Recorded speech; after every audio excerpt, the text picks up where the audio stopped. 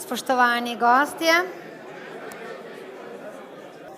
kakšna energija je tukaj, kakšna bo šele čez 1 uro pa pol.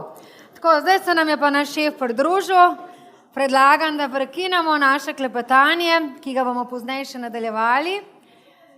Ena čudovita, zanimiva, dinamična okrogla miza se nam obeta in sicer jo bo vodila novinarka Radia Slovenija, gospa Alenka Terlep, ki je tukaj že pripravljena.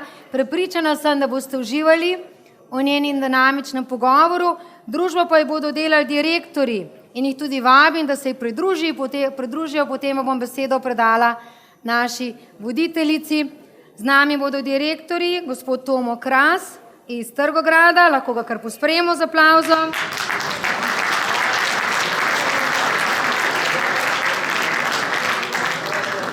Pa gospod Iztok Polanič iz Pomgrada.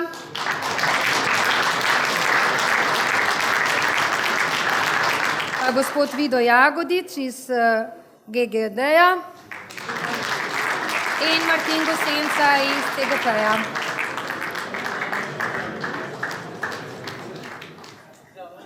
Tako, zdaj pa tudi Alenka zadovoljna, da je še vse spoznala in srečala v živo. Tako da, Alenka, prepuščam ti besedo in uživajmo. Najprej lep pozdrav vsem udeležencem tokratnega kolokvija v dvorani. Še lepši pozdrav pa vsem udeležencem na današnji okrogli mizi. To so torej vodilni menedžerji podjetij Trgograd, Pomgrad, GGD in CGP Novo mesto. Govorili bomo o aktualnih zadevah, pa med drugim tudi o tem, ali imamo razloge za pesimizem, glede na to, da je javnih naročil malo, ali imamo razloge za optimizem, glede na to, da je v teku veliko projektov, še več pa jih je najbrž pred nami. Gospod Polanič, z vami bom začela. Vi ste sredi leta dejali, novih naročil ni. Direkcija nam je sporočila, da naj gradbišča, kjer smo začeli, zapremo in jih vrnemo v prvotno stanje. Kako je zdaj s tem in ali je to razlog za zaskrbljenost?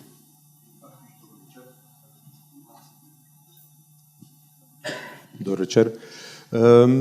Jaz bi rekel, da vse določeni projekti, ki bi se morali začeti, se niso začeli.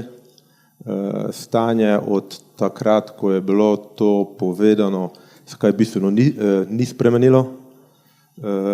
Projekti, ki bi morali biti v projektiranju, se niso začeli, so bili ustavljeni. To je predvsem največja težava oziroma skrb, ki jo imamo. Namreč, če se projekti ne projektirajo, pol se tudi začeti ne morejo. Eno je, če se ustavljajo projekti, da se ne začnejo novi, ampak prav je, da se vsaj faza projektiranja izvede, pridobi gradbeno in da se izvede razpis, ki bi se pol lahko začel z izvajanjem naslednje leto, naprimer. Tako da projekto lahko zaključim, da na direkciji ni toliko, koliko bi jih moralo biti.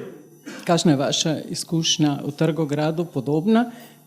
Letos ni naročil? Ja, lep pozdrav vsem skupaj. Zdaj dejansko, tako je kolega povedal, mi ne vidimo nobenih naročil. Ne, da bi bile, ampak dejansko ni bilo nobenih javnih naročil.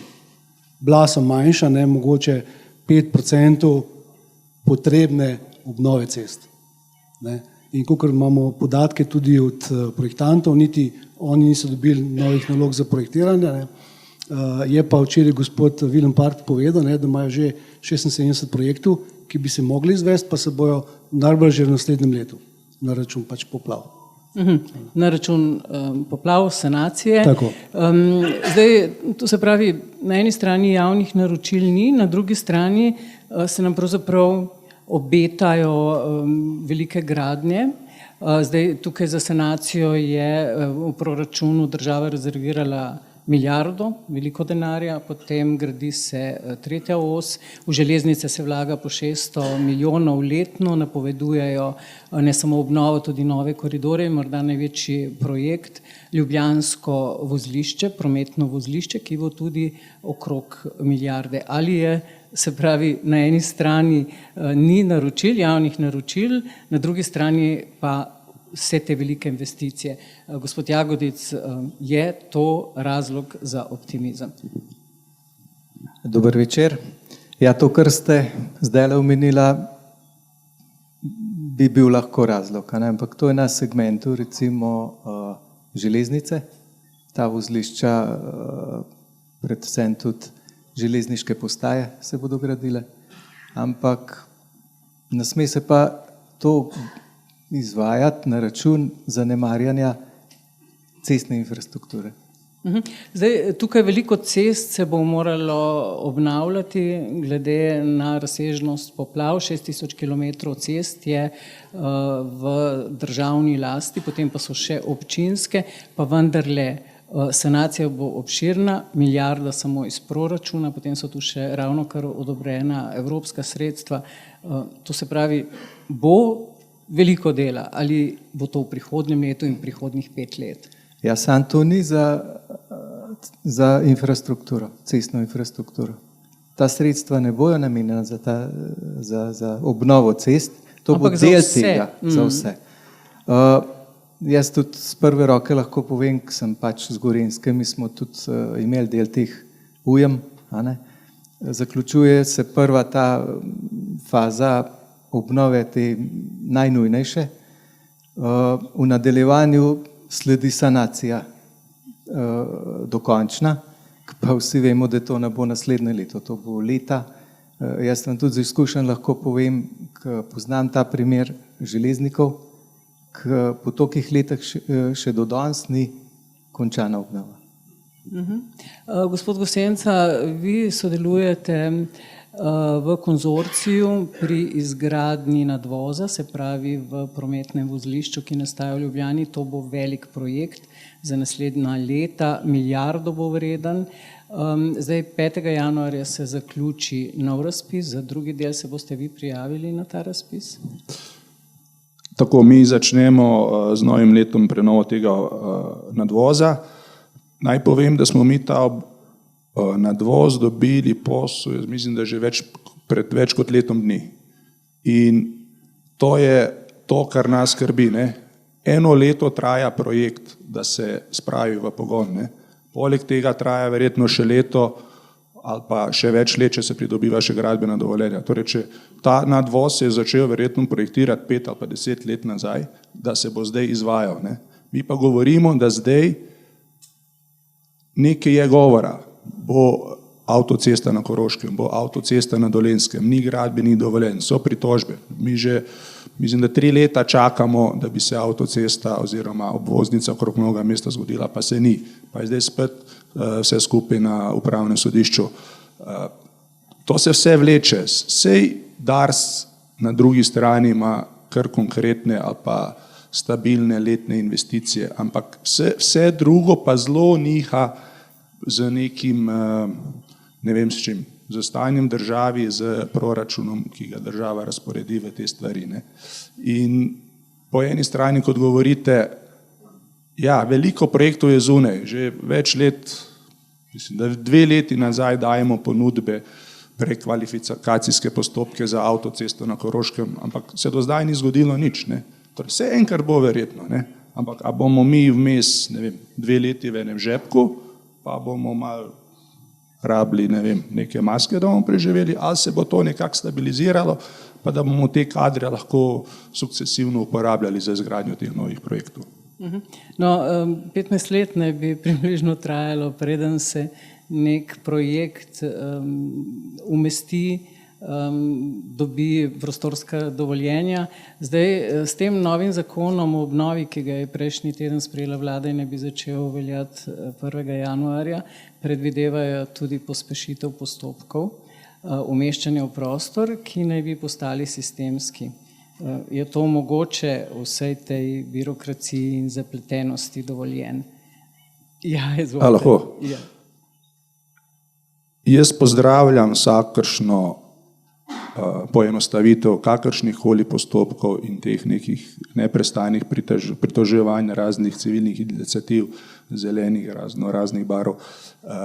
Jaz to zelo pozdravljam, da bi se. Ampak po vsem tem, kar se je v letošnjem letu zgodilo v državi, jaz imam občutek, da se bojo postopki podaljšali. A se bo kdo upal zdaj izdati okoljevarstveno soglasje na, ne vem, nekje ob kakšnem majhnem vodotoku, ki enkrat na 3 leta pride ven gradbeno dovoljenje. Se pravi, Ne vem, če bo ta verjamete v junak. pospešitev, ampak morda celo obratno. Bojim se, pa upam, da imam narobe. Na drugi strani se obeta, saj tako obljublja naprimer Ministrstvo za solidarno prihodnost, po več tisoč stanovanj na leto, v naslednjih letih 5000, tudi stanovanjski sklad obljublja do leta 2026, da bo gradil po 1000 stanovanj. Kaj vi pravite o tem? Pomgrad, izvolite.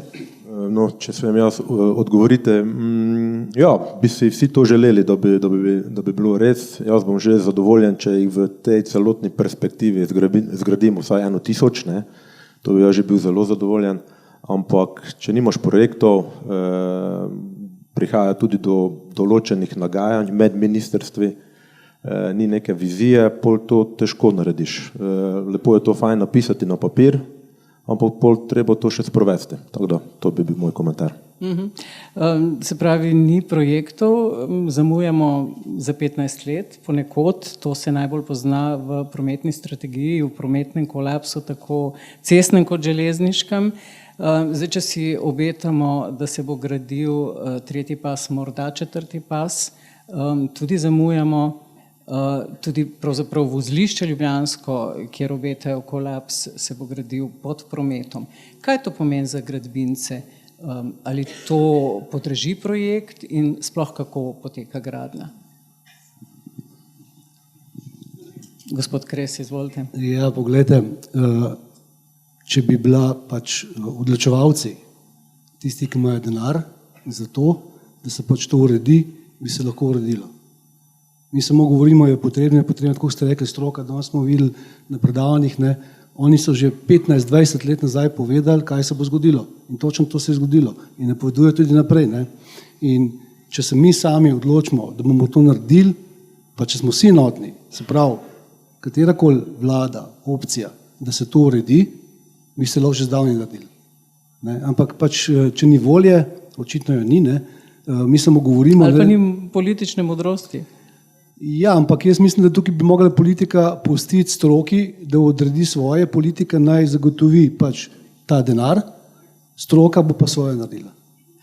A lahko s prstom pokažemo na nekoga, na neko ministrstvo, na koga, da se pravzaprav, da nimamo neke strategije in da se z vsem tako zamuja. Zdaj smo res že v prometnem kolapsu in še kje čutimo te pomanjkljivosti, ne samo na železnicah in na cestah. Lahko pokažemo na kakšno ministrstvo, ne vem? Ne, na nobeno ministrstvo, vse povem, to je pač volja tistih odločevalcev, ki so trenutno na oblasti. Ministrstva dobro delajo, kar je drugi, tretji nivo, pač oni upravljajo svoje delo. Tukaj moram tudi rečemo Dars pohvaliti, ne, Dars ima konstantno nekje obnovo vozišč, dočim direkcija pač niha, ne, iz 0 na 300 milijonov, na 200 milijonov, pa spet na 0. Ne. In temu se mi izvajalci zelo težko, rečemo, prilagodimo, ne, ker enkrat je pač dela preveč, enkrat premalo. Prej ste govorili o 5000 stanovanjih, ne, se dejansko fizično nismo zmožni v Sloveniji to narediti, rečemo, v krajšem roku. Ne? Ker mi, ker pač izvajamo tudi stanovanje, imamo svoje lastne investicije, oni vsako na svojem delu pač dela in tudi fizično ni mogoče. Zdaj naenkrat tudi tisto, smo rekli, ne, da dejansko naenkrat je 0, zdaj bo prišla vlada, ki bo zgleda 10 000 stanovanj, pa tudi če je volja, ni možnosti. To je tisto zlato investicijsko pravilo. Vseeno bi še vas vprašala, gospod Jagodic, kaj pravzaprav pomeni graditi pod prometom?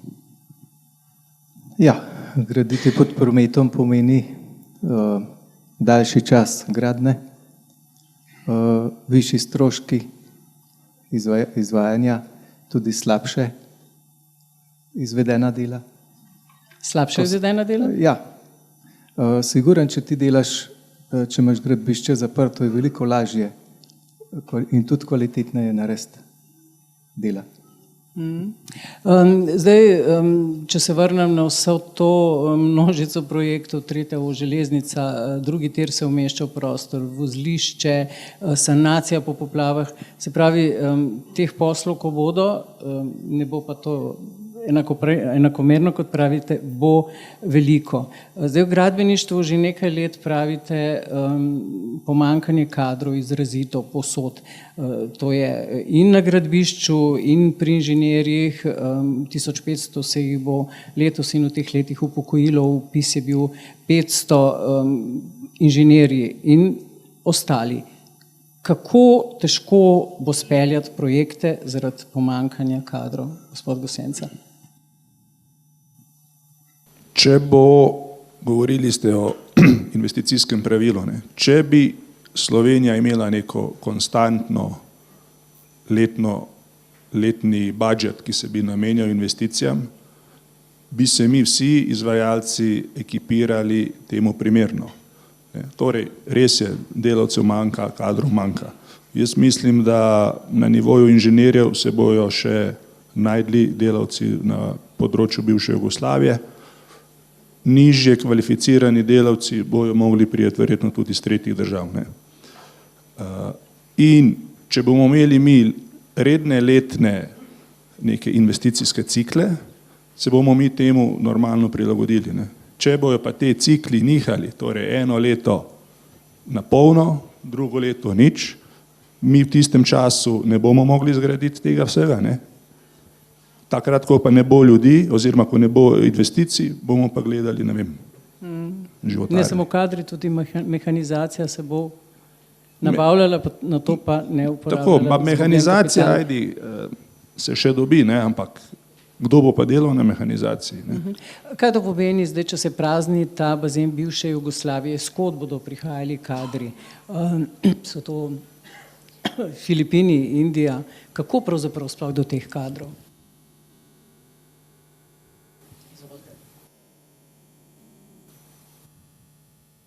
No, jaz mislim, da bo moralo v prvi vrsti vsako podjetje za sebe poskrbeti. Ne? Mi imamo v naši skupini že nekaj let vzpostavljeno akademijo, šolamo tako proizvodni kader kot pa inženirski kader, ki mislim, da je ključen. Mene toliko ne skrbi za inženirski kader v Sloveniji, ga bomo našli brez problema, ker mislim, da je tudi dovolj vpisov. Dovolj velik vpis. Se pa strinjam z vami, proizvodnega kadra bo vse manj, pa tudi mi bomo primorani spremeniti način gradnje.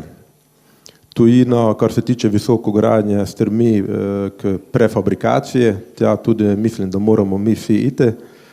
To je seveda povezano z milijonskimi vložki. Treba tudi tu imeti določen poslug strani projektantov, naročnikov. Je pa res to, da prav tega prvega dela, ne, projektantov pa naročnikov te zgodbe še ne razumejo, jo bodo pa morali zelo hitro razumeti, ker je to tudi povezano z trajnostno politiko, zmanjšanje CO2 in tako naprej in tako naprej.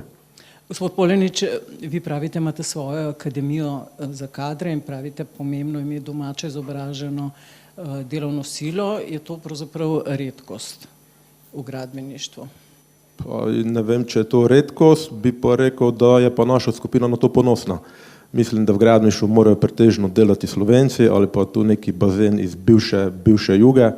Jaz si osebno ne znam predstavljati, pa nažalost bo pa to resničnost, ampak ne znam si predstavljati, da bi gledali Filipince, Indice, Pakistance pa tako naprej. To se že pojavlja na gradbiščih na Hrvaškem. Tudi mi imamo na določenih tehle gradbiščih na Hrvaškem tako delovno silo. In kakšne so izkušnje, kakšne so njihove delovne navade? To so ljudje, ki prihajajo iz drugega kulturnega območja, imajo druge navade, tudi bom kar odkrito povedal, njihova delovna vnema ni taka, kot je, bom rekel, tale bivši jugobazen ali pa naš. Pač moraš to vzeti v zakup. Tudi se moramo vse bolj ukvarjati s tem, kako jih integrirati. To je ena naloga, ki po moje bremeni celotno slovensko družbo. Ne. Smo zelo ozko gledane in moramo na tem kar narediti velike korake, da bomo malo bolj odprti do ljudi iz tujine. Gospod Kres, na eni strani primanjkovanje kadrov, delavcev, na drugi strani pa pravijo, gradbeništvo ni več samo kramp in lopata. Stvari se robotizirajo, digitalizirajo, modernizirajo. Koliko in s čim lahko nadomestite kadrovsko stisko? Ja, poglejte, zdaj bom tako rekel, zdaj smo bili na tej konferenci ZASA, ne, bom povedal za nizke gradnje, za cestogradnje. Ne. Mi govorimo pa znižanju ogljičnega odtisa, o modernizaciji zadev in tako naprej. Tukaj moram malo naše podjetje pohvaliti. Mi imamo že 4-5 leta vse te tehnologije, ampak so premalo izrabljene, zato ker na strani investitorjev, na strani projektantov mogoče to malo manj poznajo, ne. Sprav recikliranje in situ, imamo penjene bitumne v asfaltni bazi, se pravi znižamo temperaturo asfalta in tako naprej. Mi to že imamo 4-5 let, ampak ni dejansko razpisov v tej smeri. Tukaj bi mogel, se pravi, pa mislim, da je bolj problem pri projektantih, ker ne sprojektirajo zadev v duhu zniževanja ogljičnega odtisa. Mi še klasično zmeraj projektiramo ceste, ne poznamo recikliranje in tako naprej. Tako da mislim, da v tem smeri bi lahko se modernizirali, zmanjša ogljični odtis, pa tudi pomanjkanje kadrov, ker danes dobesedno se vse dela stroji. Zelo malo je fizičnega dela, ne, to premalo poudarjamo. Včeraj se je pa točno to povedal, ne, ni več asfalter z lopato. Danes se vse digitalizira, vse imamo, večmo, stroji so, imamo računalniško obrizgavanje bitumna, kad določiš procente in ti sam naredi, tako da ni to več fizično delo. In s tem bi mogli mogoče malo propagirati tudi naše šole, ne, oziroma mladino, da ni to več tukaj težaški del, ne, in tudi plače, ne, če smo že govorili, kako kadri pridobiti, plače bi treba gordati, ne. To smo mi na tem, ne, je pa dejstvo, ne, da moramo tudi mi cene pač dvigati, ne. Vse se drži, ne, tudi ljudje, če hočemo obdržati, da ne grejo v Avstrijo, ne grejo v tujino, jih pač moramo plačati. Ne, s tem, da je treba dvigati pač nivo modernizacije, digitalizacije, hkrati pa zadržati te kadre, ki jih imamo, ne. To je, ki gospod Polanič rekel, ne, akademijo, se tudi dejansko vsi delamo, ne rečemo akademijo, ne, ampak mi moramo bazen svojih kadrov, mi jih vzemimo v službo in jih pač od nule naučimo. Drugače ne gre, ne. Danes dobiti inženirja, ki bo vse znal, tak inženir gre samo po 100 evrov večjo plačo. In tega si pač mi ne gremo, tudi mislim, da kolegi ne, in dejansko svoje kadre izobražujemo, probamo jih zadržati, stimulirati, ne samo s plačo, tudi z drugimi zadevami, ne vem, team buildingi, izleti in tako naprej, ne, da jih le proba zadržati, pa pač tudi štipendiramo jih, ne. Kako pa pri vas v GGD-ju, gospod Jagodec, s kadrom in z digitalizacijo, modernizacijo? Pravijo, da na gradbišče je težko dobiti delavce in če bi bil že na primer razpis nadzornik gradbišča ali pa nadzornik z dronom, bi bila situacija drugačna.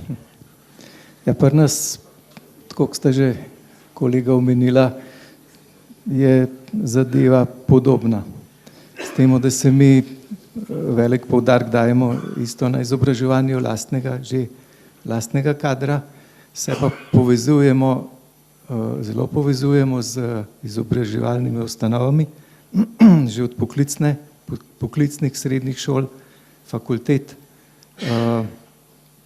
Predvsem imamo štipendistov, probamo mladino osveščati in predstaviti, če zdaj smo tukaj na asfalterskem, da bi jih navdušili za ta poklic, ki je praktično izobraževanja na to temo je skoraj ni. In jaz mislim, da vsi mi moramo narediti veliko v tej smeri, vsi moramo mladino navdušiti za ta poklic, ki je zanimiv. Mislim, da je to izhod iz tega. Gospod Gosenca, na direkciji so na vprašanje, zakaj ni javnih razpisov, odgovorili, da nekateri so še v teku, drugi pač zamujajo projekti ali pa da je bila neustrezna cena. Zdaj, v nekaj letih, prej smo govorili neenakomerno, bo veliko novih projektov oziroma investicije se bodo tudi nadaljevale in obnova. Zdaj, če govorim o ceni, se gradbinci tukaj kaj dogovorite, kakšno ceno boste ponudili ali pa dogovorite, kdo bo sodeloval, da si malo porazdelite ta posel? Seveda, mi smo z Dolenjskega, ne? In imamo na Dolenjskem vso svojo bazo, več kamnolomov, asfaltno bazo, več betonarn. In seveda je najlepše delati doma, ko lahko vse svoje materijale pripelješ na gradbišče, ljudje so iz tistega kraja in je stroškovno najbolj učinkovito, da se dela doma. In najprej se dela doma. Vsej, tako je moje prepričanje. Ne? Šele potem greš iskati posel naprej, ko nimaš več doma kaj delati. Ne? In glede cene, če posla ni na trgu, cena pade. Cena pade, plače se znižajo, odpušča se vse, kar pride s tem. Ne? Potrošnja pade in tako naprej. Če je posla preveč, cena zraste. Zopet so investitorji nezadovoljni, da je cena previsoka. Zaradi tega mi pravimo, dajmo držati ta nivo tam na nekem stabilnem nivoju, da bojo delavci zadovoljni, da bojo investitorji zadovoljni in da bo nek normalen GDP rast, ne pa tako divjanje. No, zdaj bom vsakega od vas vprašala, kaj si pravzaprav obetate od te sanacije po poplavah? Kot sem preomenila, milijarda za vse, tudi za gradnjo hiš, za vračilo škode, tudi evropska sredstva in to bo projekt, ki bo prihodnjih, ne vem, 4-5 let ali več na programu. Jaz bi sem z enim stavkom videl, preden gremo k milijardam, dajmo 100 000 pa milijone začeti obravnavati, pa bomo pol prišli do milijarde.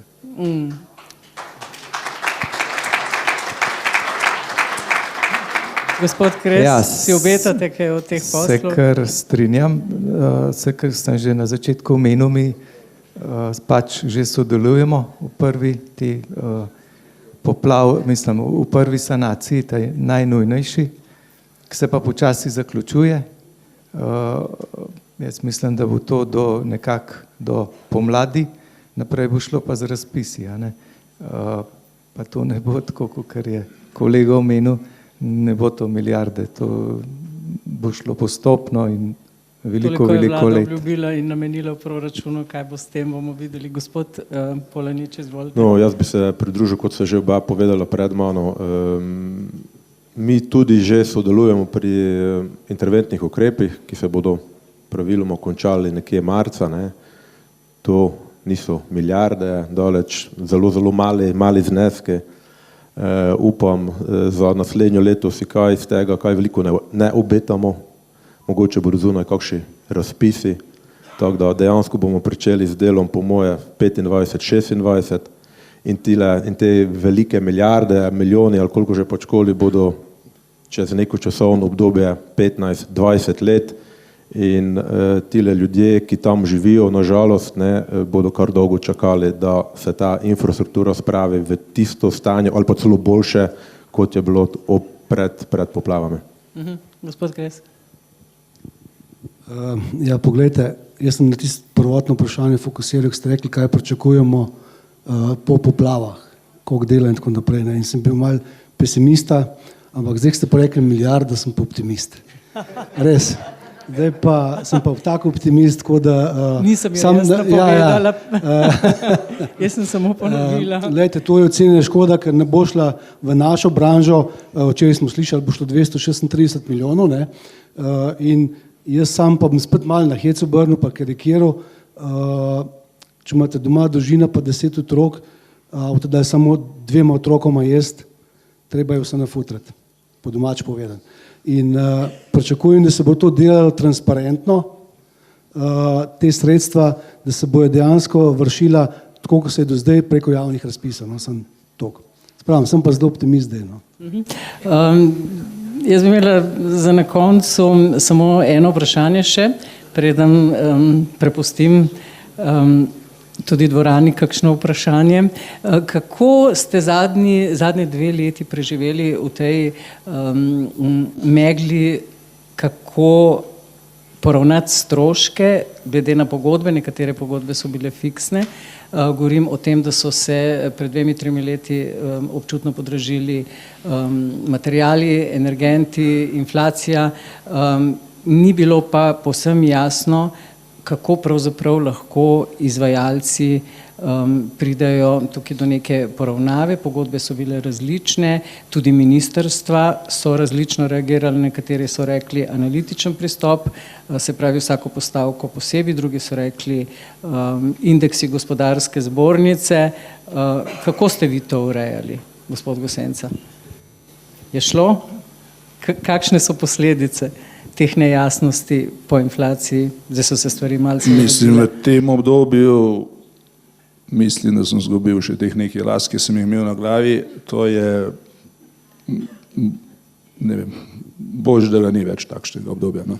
Ampak na koncu smo dosegli nek kompromis, različni investitorji so zavzeli različna stališča, še zmeraj se kregamo, ali je rok oddaje ponudbe ali podpisa pogodbe relevanten, recimo to so neki detajli, stojimo na svojih stališčih, ne vem, čas bo pokazal, kdo ima prav, ampak moram reči, da so šli v določeni meri praktično vsi investitorji na koncu gradbincem na roke, vsaj nam. No, tako.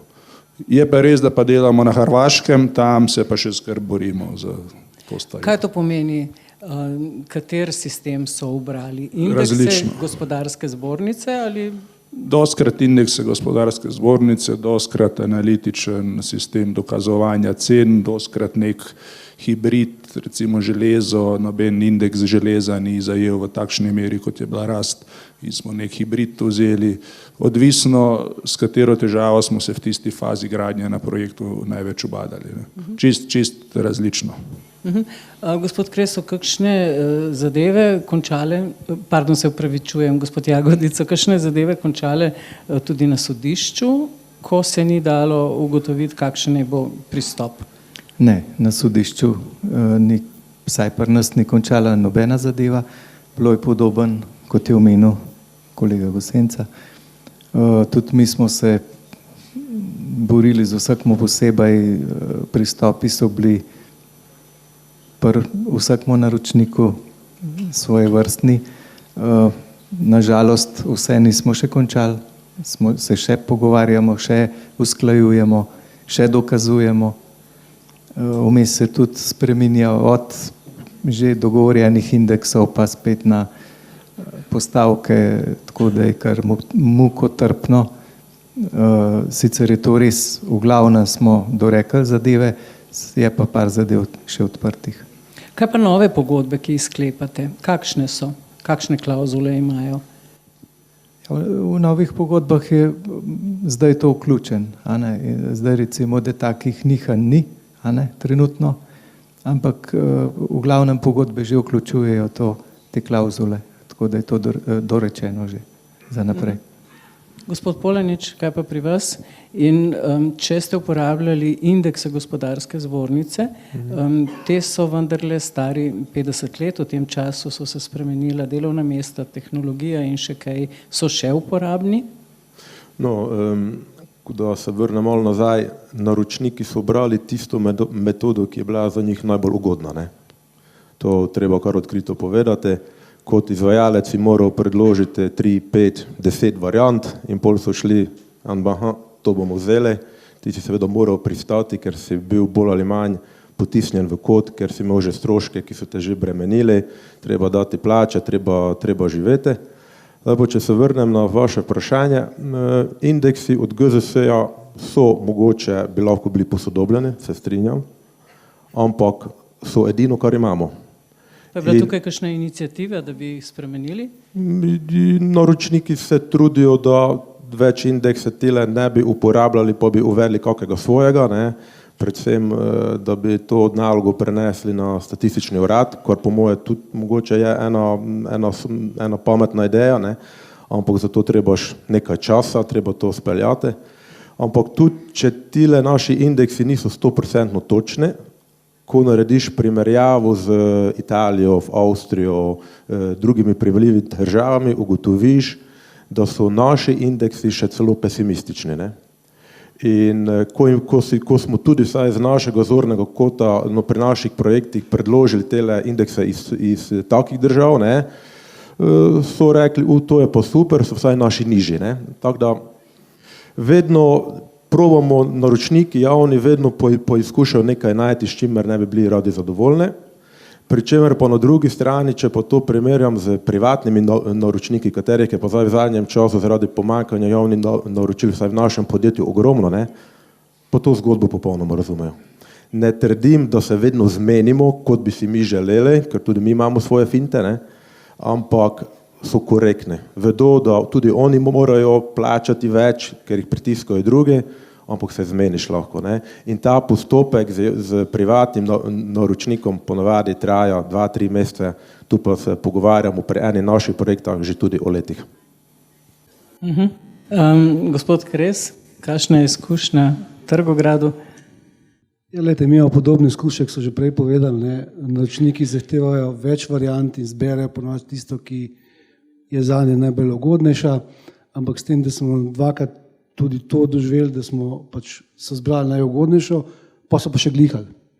Ne? In dejansko so rekli dobesedno, dajte še 10% dajte dol na ta izračun in podpišemo. In zdaj, kakor vemo, sodnega sklepa ni nobenega, mislim, da je CGP imel en sodni spor, ki nima epiloga in ni prakse. Ne?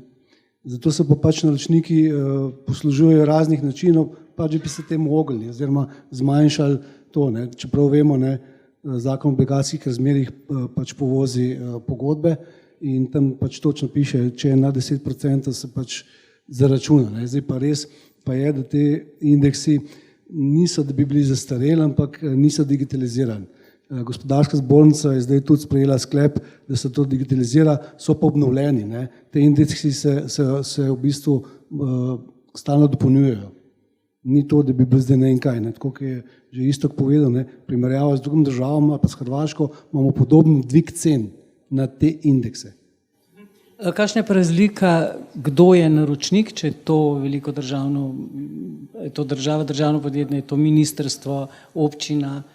Kakšna je razlika v pogodbi oziroma v tem, kakšen način izbere za povračilo? Lejte, zdaj mislim, da se pri naročnikih tudi ni spremenilo sistem pogodb. Tisti občine so imele, ima isti sistem pogodb, so ga imele, ampak vejo pa, da pač se bo podražilo, da bojo mogli plačati pač podražitve. Ne. Dočim javni naročniki pa večinoma zdaj kar zberejo že indekse, ki jo implementirajo v pogodbo.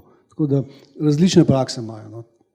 Tako, hvala za zdaj. Zdaj pa vabim udeležence v dvorani. Slišali smo veliko zanimivih misli, izzivov za vprašanje in mnenje. Prosim.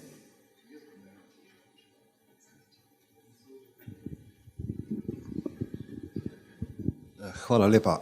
Moje ime je Vasilij Krivec, častnik Finance. Danes je 30. november in jutri se začne veseli december. Ne? Jaz vam vsem želim, da boste danes tule na Bledu v ta mesec veselja vstopili čim bolj veselo in razuzdano. Ampak mogoče pa zdaj tudi čas, da pogledamo na neko situacijo, kaj se dogaja v letu 2023. Zato bi imel eno vprašanje za vse udeležence okrogle mize.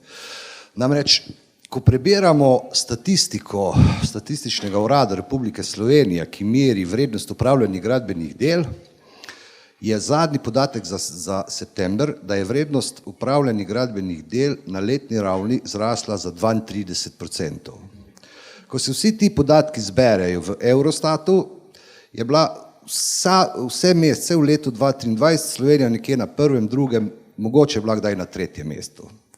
Se pravi, statistika beleži zelo velike rasti upravljenih gradbenih del. Zdaj bi pa vas prosil, če lahko poveste, kako se ta statistika oziroma kako se bo ta statistika odražala v vašem poslovanju. Prvič, na prihodkih in drugič tudi na dodani vrednosti dobičkih. Ne. Hvala lepa.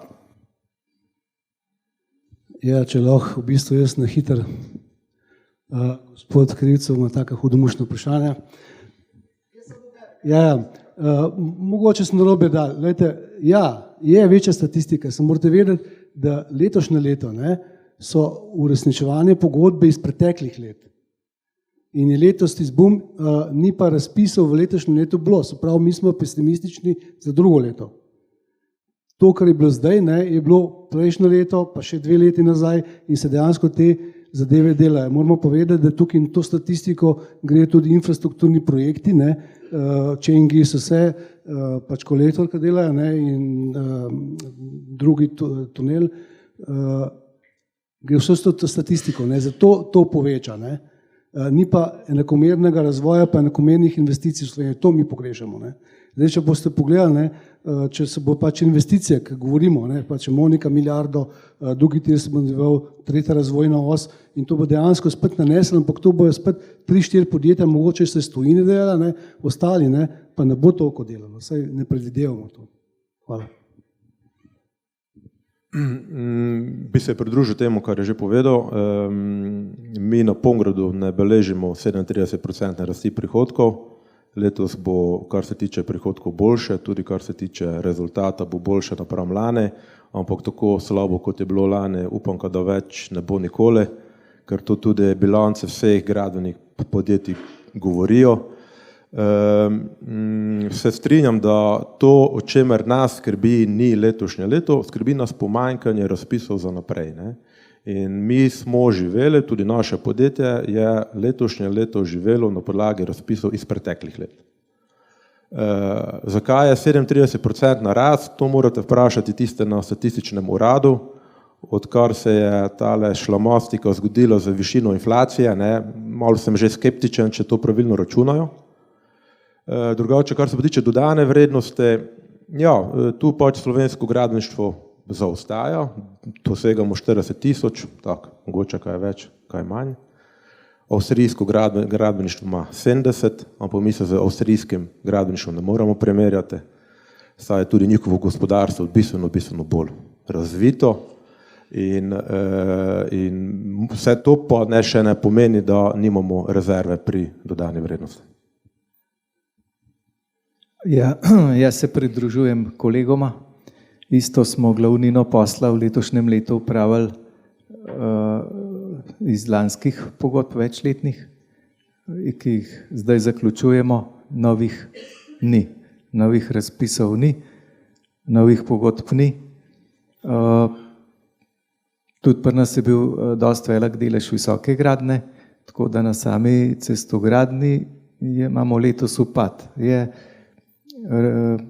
Kar je bilo ujme, ostalo je bilo pa bistveno manj. Statistika tukaj meni ne zdrži. Kar se tiče poslovanja, bo malenkost boljše kot lansko leto, kot je že kolega rekel, se nihče ne želi še enega lanskega leta. Poleg vsega, kar so kolegi povedali, bi jaz še omenil inflacijo. Gradnja danes je, sigurno 30% dražja kot pred leti. In vse te številke, ki izražajo ta statistika, je treba za inflacijo upoštevati. Teda potem te številke niso več tako drastične, glede na leto poprej. Pa še ena stvar je, ko smo mi se gradbinci soočali z podražitvami, smo prišli do investitorja, smo rekli, investitor, mi ne moramo delati, cena ne prenese več, mi se bomo ustavili. Je rekel investitor, se razumem, vi kar delite, se bomo na koncu zmenili. Torej, mi smo mogli delati, na koncu, ko se projekti zaključujejo, prihajajo podražitve recimo noter, v velikih primerih. Torej, pretekla leta smo tolkli minus, zdaj pa te podražitve padejo not. In zdaj, kako si je posamezna firma to na razne razmejitve poknjižila, je odvisno od njih samih. Ampak tudi zato je treba brati bilance gradbenih podjetij, malo drugače. Smem samo še nekaj dodati. Tudi te milijarde, o katerih se tako veliko govori, pa piše, upam samo, da bodo pravilno ocenjene. s pravimi roke, se pravi, v kolikem času je to možno izvesti.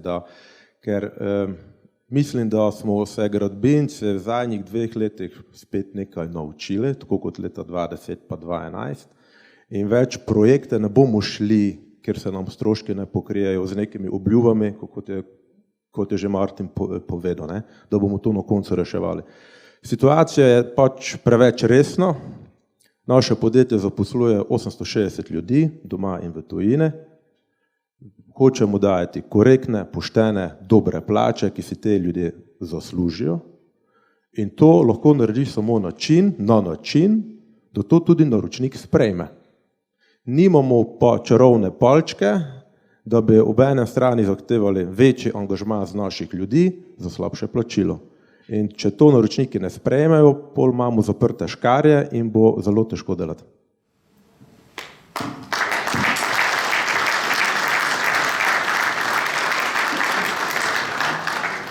Še eno vprašanje. Tukaj, na tej vaši desni malo bolj.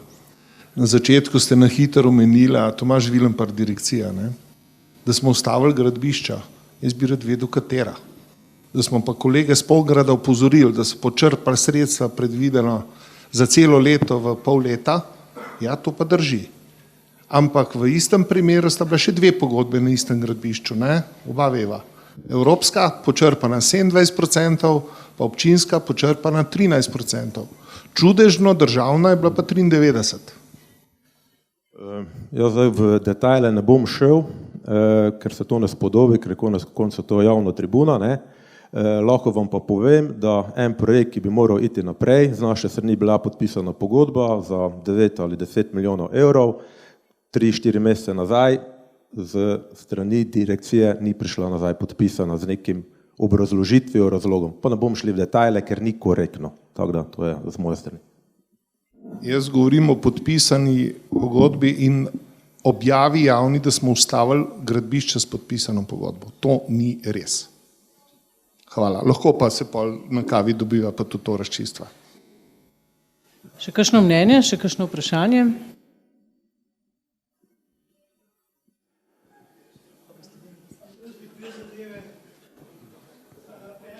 Morda dodatek k temu, tej veliki realizaciji v lanskem letu. Ne poznam te statistike, ampak domnevam, da v te številki notri so verjetno vsa gradbena dela, ki so narejena v Sloveniji, kar pomeni tudi tujci. Vemo pa, da tujci delajo karavanke, delajo drugi tir in tako naprej in verjetno tudi to malo sliko zamegluje. To je ena zadeva, drugo pa, glede na vso tole debato, pa tudi ostalo debato v Sloveniji okrog gradbeništva, ne, vidimo, da je veliko nekih sistemskih zadev, ki v gradbeništvu niso rešene. Pa ne govorim zdaj o gradbenih firmah, govorim o nadgradnji, o državni nadgradnji. In večina vas ve, da se že verjetno par desetletij borimo, da bi na nivoju države, to se pravi na nivoju vlade, imeli vsaj direktorat, če že ne ministrstvo za gradnje, tako kot ga imajo nekatere druge države. Pri nas imamo en kup enih direktoratov za veliko manjše, manj pomembne zadeve, kot je gradbeništvo. In jaz moram reči, da ne razumem tega, da do zdaj še nismo tega dosegli. Recimo ta debata, ki je bila prej okrog podražitev pa tako naprej, to je tipična debata, ki bi jo mogli na nivoju države, to se pravi nek direktorat za gradbeništvo, poenotiti po vseh resorjih, ne da se morate z vsakim naročnikom pravzaprav na drug način pogovarjati. No. Hvala lepa.